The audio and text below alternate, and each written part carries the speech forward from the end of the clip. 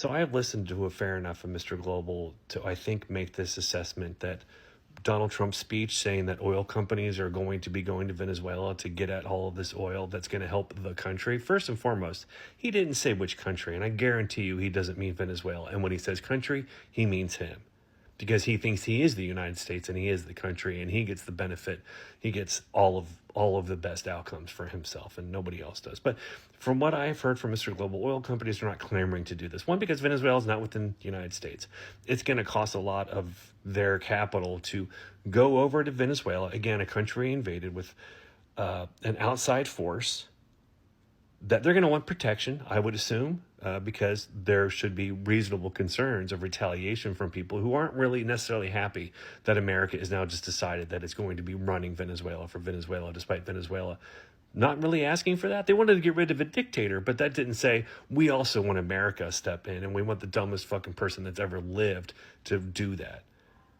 Second, they might have to build the infrastructure to upgrade to get to that oil that, as I have heard, is notoriously difficult to get and to use. And then they're going to have it tankered back to the United States. And again, they're probably going to need protection. And then refine it, which I don't know that they have the refineries or the capabilities of refineries to refine that type of oil. I have no idea. But one can assume that it's all just there and all just automatic and all just easy. It's going to cost a lot of money. And I don't know if people realize this, but oil companies in this capitalistic system aren't going to do that for the benefit of the social good. They're going to want their money back. And they're either going to charge the government for that, which at a time when that government is telling us that they're going to pay down our debt and the tariffs are working great, even though they're cutting all departments and getting rid of money everywhere because they're trying to cut spending. We can't afford to pay for USAID and help other countries so we can evade and afford that somehow. That you're either going to make the government pay for all of that to do it, or they're going to charge us. Either way, we pay.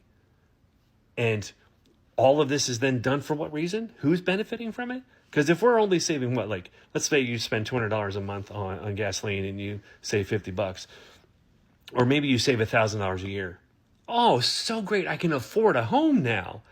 And all of my grocery bills that are going up, and all of the drug prices, the 350 different drug prices that are going to go up, and my health insurance costs and healthcare costs that are going to go up, and the child care coverage is going to go up because they cut all Medicare funding for that, and all of the education now that you can't pay for because they're going to start stopping your wages if you can't pay for your student loans, and groceries, just everything that's going up in price. So cool that our